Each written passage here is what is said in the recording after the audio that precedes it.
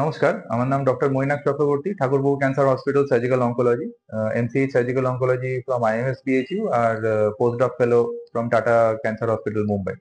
আজকে আমার topic breast cancer, যেটা মহিলাদের মধ্যে সব থেকে প্রচলিত ক্যান্সার এবং সেটা নিয়ে প্রত্যেকেরই অনেক সন্দেহ আছে, অনেক ধারণা আছে, ভুল ধারণা থাকতে পারে।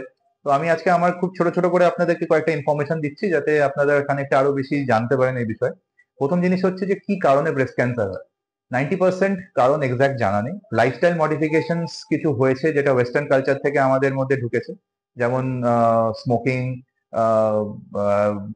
রং ডায়েটারি হ্যাবিটস, তারপরে হচ্ছে গিয়ে প্রেগনেন্সি লেট নেওয়া, ব্রেস্ট ফিডিং না করানো, এগুলো কিছু কিছু রিজনস হয়েছে যেগুলো ডিরেক্টলি ইনফ্লুয়েন্স করে না, কিন্তু সবকটা অ্যাডাপ্ট করে যে এগুলো ব্রেস্ট ক্যান্সারের সঙ্গে যুক্ত। কারণ ব্রেস্টে যে নর্মাল কারণ যার জন্য ব্রেস্ট আছে একটা মহিলার, সেগুলো যদি সে ইউজ না করে তাহলে সে মিস ইউজ হবে, এটাই হলো ব্যাপার।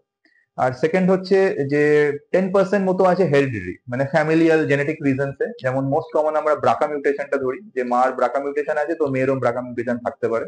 তো ওই জন্য আমরা এই টেস্টিংটা, যখনই ব্রেস্ট ক্যান্সার আমরা পাই আমরা এই টেস্টিংটা করাই। এটা একটা খুব হাই পেনিট্রেন্স জেনেটিক মিউটেশন, যেটা যদি ধরা পড়ে তাহলে কিন্তু মানে আপনারা হয়তো অ্যাঞ্জেলিনা জোলির নাম শুনে থাকতে পারেন, একজন খুব ফেমাস হলিউড অ্যাক্ট্রেস। তার মার ব্রাকা মিউটেশন ছিল, তো উনি প্রোফাইল্যাক্টিক মাস্টেক্টমি করে নিয়েছিলেন, মানে ওনার দুটো ব্রেস্ট উনি ক্যান্সার হওয়ার আগেই বার করে দিয়েছিলেন। কারণ এত হাই চান্স অফ ক্যান্সার থাকে লাইফ টাইমে যে অনেকে এই প্রোফাইল্যাক্টিক মাস্টেক্টমিও করতে চায়। তো হেরিডিটারি আরো কিছু সিনড্রোমিক ডিজিজ থাকে, কিন্তু আমি ডিটেলে যাব না, কিন্তু এটাই বলবো যে লাইফস্টাইল এবং এই ওয়েস্টার্ন লাইফস্টাইল এবং ওয়েস্টার্ন ফুড হ্যাবিট একটা খুব বড় রোল প্লে করে এই রোগটার জন্য। সিমটম কি হয়? ঠিক আছে, কম বয়সী মহিলাদের মধ্যে কিছু ব্যথাযুক্ত নডিউল পাওয়া যায়, যারা অনেক কম বয়স থেকেই প্রেগনেন্ট, মানে পিউবার্টির পর থেকে, মেনস্ট্রুয়েশনের পর থেকে সেই ব্যথা হতে শুরু করে। Most of the time, 99% of time সেগুলো কিন্তু ব্রেস্ট ক্যান্সার হয় না। সেগুলো খুব একটা পরীক্ষা নিরীক্ষারও প্রয়োজন নেই, ডাক্তার দেখালি তা আপনি কিছু ওষুধ দেবে এবং প্রেগনেন্সি হলেই মোস্ট অফ দ্য টাইম সেটা ঠিক হয়ে যায়। এক ধরনের থাইরয়েড বলে এক ধরনের টিউমার হয় ব্রেস্টে, যেটা আহ, অনেক সাইজে বড় হয়ে যায়, কিন্তু সেগুলো most of the time cancer হয় না, অপারেট করে বার করে দিলে ঠিক হয়ে যায়। তার একটা rare variety of malignant thyroid হয়, যেগুলো বারংবার ফিরে আসে, অপারেশন করার পরও বারে বারে ফিরে আসে। সেগুলোর জন্য ডেফিনেটলি মেজর সার্জারি প্রয়োজন হয়, কিন্তু সেগুলো খুবই রেয়ার। মেন সমস্যা যেটা দেখা যায় সেটা হচ্ছে যে ব্রেস্ট ক্যান্সার, যেটা আমরা মোস্ট অফ দ্য টাইম বলি ইনফিল্ট্রেটিভ ডাক্টাল কার্সিনোমা। এই জিনিসটা দেখা গেছে যে মোস্ট অফ দ্য টাইম 40 বছরের পরেই মানুষদের হয়, এবং পোস্ট মেনোপজাল বা পেরিমেনোপজাল, মানে আপনার মাসিক শেষের দিকে যাচ্ছে বা মাসিক শেষ হয়ে গেছে, এই জায়গাটা হচ্ছে সব থেকে ডেঞ্জারাস। এবং পৃথিবীযুক্ত সমস্ত জায়গায় দেখা গেছে এই যে পেরিমেনোপজাল উমেন 40, 45, 50, এদেরকেই সব থেকে বেশি স্ক্রিন করা প্রয়োজন হয়।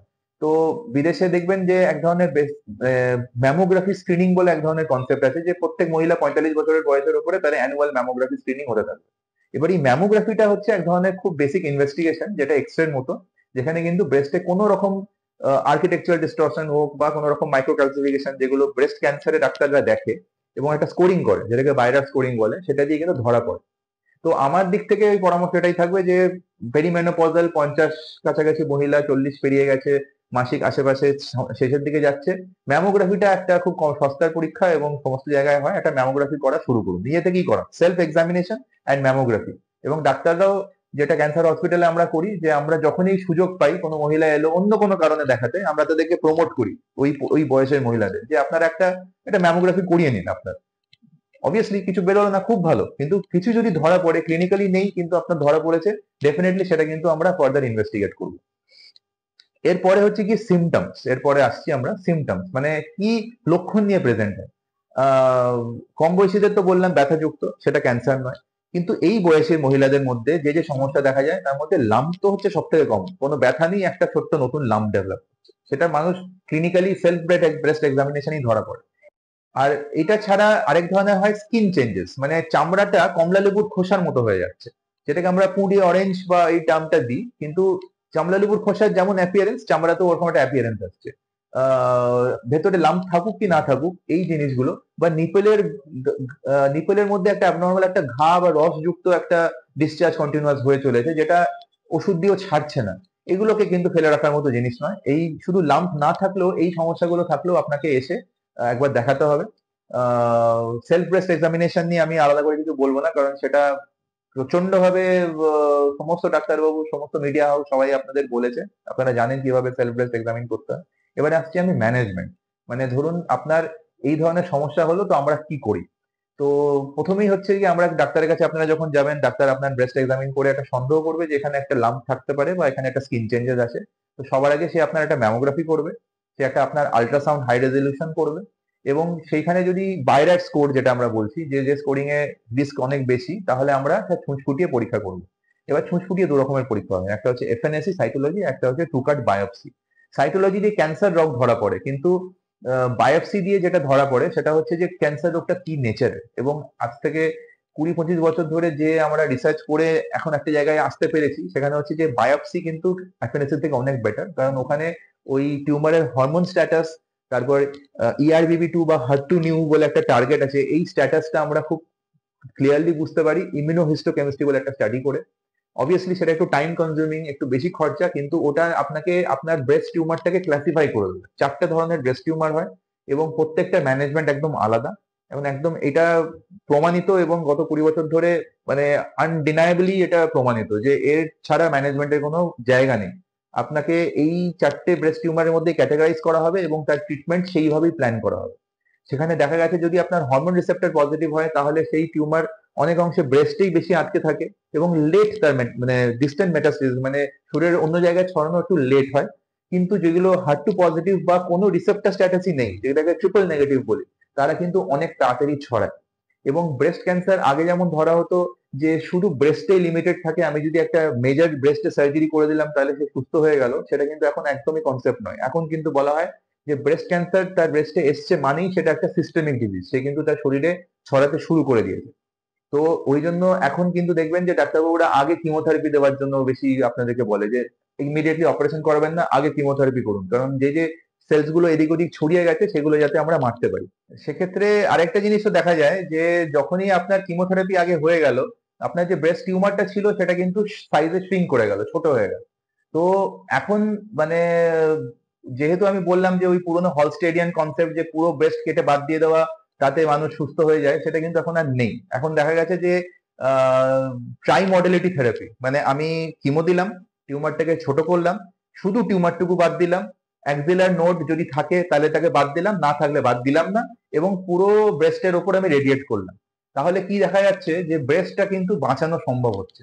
এবং এই যে অঙ্কোপ্লাস্টিক সার্জারি যে নতুন কনসেপ্টটা গ্রো করেছে, সেখানে দেখবেন যে বিদেশে এখন কিন্তু পুরো ব্রেস্ট বাদ দেওয়া অলমোস্ট মিনিমাম হয়ে গেছে। ব্রেস্ট টিউমার হয়েছে, কেমোথেরাপি দাও, টিউমারটাকে ছোট করো, শুধু ব্রেস্ট টিউমারটাকে শরীর থেকে বাদ দাও, সেটাকে কসমেটিক্যালি রিকনস্ট্রাক্ট করে দাও ব্রেস্টটাকে, এবং পেশেন্ট তার normal breast, normal appearing breast নিয়ে সে রেডিয়েশন নেবে এবং সে সুস্থ হয়ে যাবে।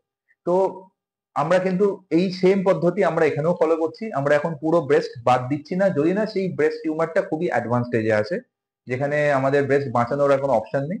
তাহলে কিন্তু আমরা প্রত্যেকটা পেশেন্টকেই আমরা বলছি যে আপনারা যদি ট্রাই মডেলিটি থেরাপি নিতে পারেন, মানে কিমো, রেডিয়েশন এবং সার্জারি সবকিছু, তাহলে কিন্তু তার রেজাল্ট এখন আনডিনায়েবলি প্রুভেন যে তার রেজাল্ট পুরো ব্রেস্ট বাদ দেওয়ার থেকেও বেটার। তো সেক্ষেত্রে আমি এটাই আপনাদেরকে বলবো যে আমাদের ম্যানেজমেন্টে, যেখানে আমি প্রতিকারে যখন লাস্টে আসছি, সেখানে প্রিভেন্টিভ মেজার্স কি না, অবভিয়াসলি আপনি ওয়েস্টার্ন লাইফস্টাইলকে ফলো করা ছাড়ুন। স্মোকিং করা যাবে না, ড্রিঙ্ক স্মোকিং, অত্যাধিক রেড মিট এবং ফ্যাটি মিল, ওবেসিটি, এই ধরনের লাইফস্টাইলের সঙ্গে অ্যাসোসিয়েটেড যে লেট প্রেগনেন্সি নেওয়া বা প্রেগনেন্সির পরও ব্রেস্ট ফিডিং না করানো, এই জিনিসগুলোকে যতটা সম্ভব অ্যাভয়েড করার চেষ্টা করতে হবে। আর অবভিয়াসলি বাড়িতে কারোর যদি ক্যান্সারের হিস্ট্রি থাকে, ব্রেস্ট ক্যান্সারের, তাহলে ডাক্তারের কাছে ঘন ঘন যাওয়া, যাতে কোনো রকম সমস্যা হলে যাতে আর্লি আপনি সেটা ডিটেক্ট করতে পারেন। স্ক্রিনিং ম্যামোগ্রাফি প্রত্যেক মহিলাকে আমি বলবো যে 40 বছরের পরে আপনি বছরে একবার করে হোক বা 3 বছরে একবার করে হোক একটা স্ক্রিনিং ম্যামোগ্রাফি করিয়ে নেবেন, নিজের খরচাতেই করান, কারণ আমাদের সরকার এখনো অব্দি সেটাকে মানে স্ক্রিনিং প্রোটোকলে আনেনি যে ফ্রিতে দেওয়া, এবং আমাদের দেশে এটা সম্ভব নয় যে সমস্ত মহিলাদেরকে ফ্রিতে ম্যামোগ্রাফি করানো। আর দ্বিতীয় হচ্ছে যে আহ, অযথা ভয় পাবেন না, কারণ ব্রেস্ট ক্যান্সার মনে রাখবেন যে এটা যদি আর্লি ধরা পড়ে, এটা যদি ছড়িয়ে গিয়ে না থাকে, তাহলেও কিন্তু 90 থেকে 95% কিওর রেট এখন, মানে 100 জনের মধ্যে 95 জন সম্পূর্ণ সুস্থ হয়ে যাবে। এবং যাদের কাছে ধরুন রোগটা ছড়িয়ে পড়েছে, ধরুন রোগটা দেখা গেছে লাংসে গেছে বা বোনে গেছে, মানে যেটাকে আমরা স্টেজ 4 বলছি, তখন তো আর কিওর করা সম্ভব নয়। কিন্তু মানে আপনাদের আশাবাদী করার জন্য আমি এটা যেটুকুই বলতে পারি যে এখন ব্রেস্ট ক্যান্সারের ম্যানেজমেন্ট এতটাই অ্যাডভান্স হয়ে গেছে যে ইভেন স্টেজ 4 ডিজিজেও আমরা 5 ইয়ার সার্ভাইভাল অনেকটা বাড়াতে পেরেছি। মানে 40, 50, 60%, কিছু কিছু ক্ষেত্রে 70% অব্দি 5 ইয়ার সার্ভাইভাল দিচ্ছি। কারণ নতুন নতুন অনেক ধরনের টার্গেটস আমাদের কাছে আছে, যেগুলো যদি ক্লিক করে যায় ওই পেশেন্ট কিন্তু অনেক অংশে ভালো হয়ে যায়। মানে দেখা যায় যে পেট স্ক্যান আমরা যখন ফলো আপে রাখি পেশেন্টকে 6 মাস বা 1 বছর অন্তর অন্তর, টিউমার পুরো ভ্যানিশ হয়ে গেছে শরীরে। তো কিন্তু এই যে নলেজটা, এই যে আশাহত না হওয়াটা, এটা আপনাদের কিন্তু ক্যান্সার হাসপাতালে বা ক্যান্সার ডাক্তারের সঙ্গে পরামর্শ না করলে আপনারা কিন্তু জানতে পারবেন না।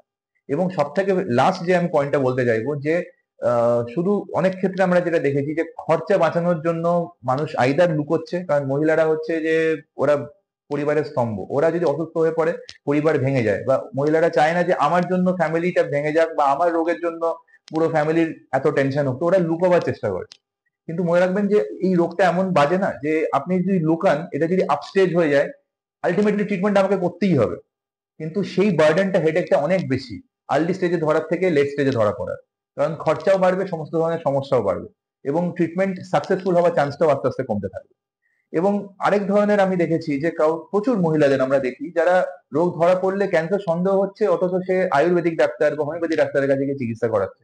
এখন অবধি আপনারা কোনো এক্সাম্পল দেখাতে পারবেন না যে যারা আয়ুর্বেদিক হোমিওপ্যাথি ডাক্তার ব্রেস্ট ক্যান্সারকে সারিয়ে তুলেছে। ম্যাক্সিমাম টাইম আমরা দেখেছি যে ব্রেস্ট ক্যান্সার অ্যাডভান্স স্টেজে ফাইনালি আমাদের কাছে এসে পৌঁছবে, কিংবা হয়তো ওইখানে স্টেরয়েড দিয়ে বা অন্য কোনো ওষুধ দিয়ে ব্রেস্ট ক্যান্সারটা দমে গেল, ব্রেস্টে হয়তো অতটা ভালো নেই, কিন্তু যখন তার পেট স্ক্যান করছি তখন দেখছি সারা শরীরে অলরেডি ছড়িয়ে গেছে। তো যেটা already scientifically proven, world wide follow করা হচ্ছে, সেই ট্রিটমেন্ট মানছি, সেই ট্রিটমেন্ট খরচা সাপেক্ষ, কিন্তু তার জন্য কিন্তু আমাদের দেশের সেন্ট্রাল গভর্নমেন্ট, স্টেট গভর্নমেন্ট প্রত্যেকেই কিন্তু অনেক ধরনের বেনিফিশিয়ারি দিচ্ছে। আয়ুষ্মান ভারত, স্বাস্থ্যসাথী, এই ধরনের বেনিফিশিয়ারিজ গুলো কিন্তু সব থেকে বেশি বেনিফিট ব্রেস্ট ক্যান্সার থেকেই পাচ্ছে, কারণ তারা ট্রিটমেন্টে প্রায় 5 লক্ষ টাকা অব্দি ট্রিটমেন্ট হেল্প পাচ্ছে, এবং সেটা তাদের কমপ্লিট ট্রিটমেন্ট, মানে কিমোথেরাপি, রেডিয়েশন, সার্জারি, সমস্ত ক্ষেত্রে তারা হেল্প পাচ্ছে। তো এই রোগ থেকে ভয় পাওয়ার দিন আজকে নেই। আপনারা এগিয়ে আসুন, ডাক্তারের সঙ্গে পরামর্শ করুন এবং সুস্থ থাকুন। ধন্যবাদ। চিকিৎসা এখন হাতের মুঠোয়। দেখতে থাকুন দ্য ডক্টরস সাজেশন। লাইক আর সাবস্ক্রাইব করতে ভুলবেন না।